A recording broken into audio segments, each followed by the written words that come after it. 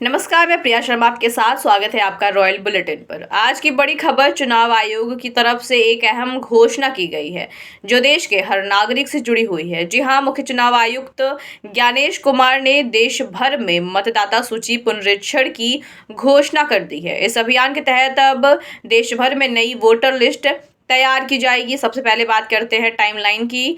मुख्य चुनाव आयुक्त ने बताया कि एसआईआर का पहला चरण उन राज्यों में शुरू होगा जहां आने वाले समय में विधानसभा चुनाव होने वाले हैं, जिसमें बिहार सबसे आगे है। बिहार में यह प्रक्रिया पहले ही पूरी हो चुकी है।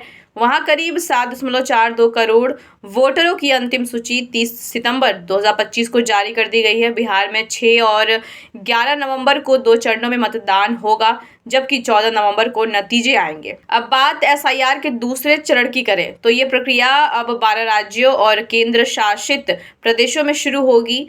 28 अक्टूबर से 3 नवंबर 2025 तक प्रिंटिंग और अधिकारियों की ट्रेनिंग का काम चलेगा। 4 नवंबर से 4 दिसंबर 2025 तक घर घर जाकर मतदाताओं की जानकारी जुटाई जाएगी। 9 दिसंबर 2025 को नया ड्राफ्ट वोटर लिस्ट जारी किया जाएगा। मुख्य चुनाव आयुक्त ज्ञानेश कुमार ने प्रेस कॉन्फ्रेंस में बताया कि हमारा लक्ष्य है कि एक पोलिंग बूथ पर 1000 से ज्यादा मतदाता न हो, ताकि वोटिंग प्रक्रिया और पारदर्शी और सुविधाजनक बने। उन्होंने कहा कि यह प्रक्रिया हर नागरिक के लिए अहम अवसर है, क्योंकि अब कोई भी व्यक्ति अपना नाम वोटर लिस्ट में जोड़ सकता है, सुधार सकता है या हटवा सकता है।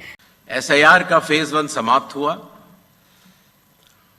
और इस चरण की सबसे बड़ी खूबी यह रही कि बिहार के 7.5 करोड़ मतदाताओं ने बढ़ चढ़कर पार्टिसिपेट किया। 90,000 बीएलओस, सभी 12 राजनीतिक दलों के 1.6 लाख बूथ लेवल एजेंट्स, सब ने मिलकर मतदाता सूची को शुद्ध बनाने का कार्य किया और नतीजा आपके सामने है। 0 अपील्स, अर्थात बिहार की मतदाता सूची अधिकतम शुद्ध मानी जाएगी। अब फेज 2 12 राज्यों में या संघ शासित प्रदेशों में आरंभ होने वाला है। किसी भी मतदाता के लिए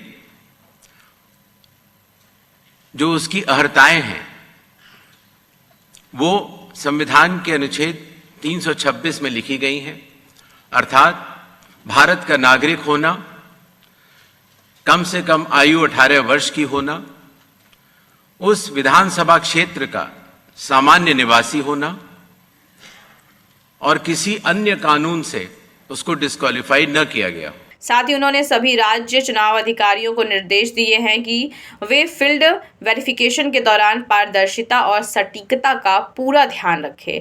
ईसी का कहना है कि इस अभियान से देश भर की वोटर लिस्ट को डिजिटल और अपडेटेड बनाया जाएगा, ताकि अगली बार के चुनावों में कोई भी मतदाता वंचित न रह सके। चुनाव आयोग का यह कदम लोकतंत्र की दिशा में एक बड़ी पहल मानी जा रही है। तो अगर आप 18 साल के हो चुके हैं या अपने वोटर कार्ड में कोई गलती सुधारना चाहते हैं तो यह आपके लिए सही मौका है।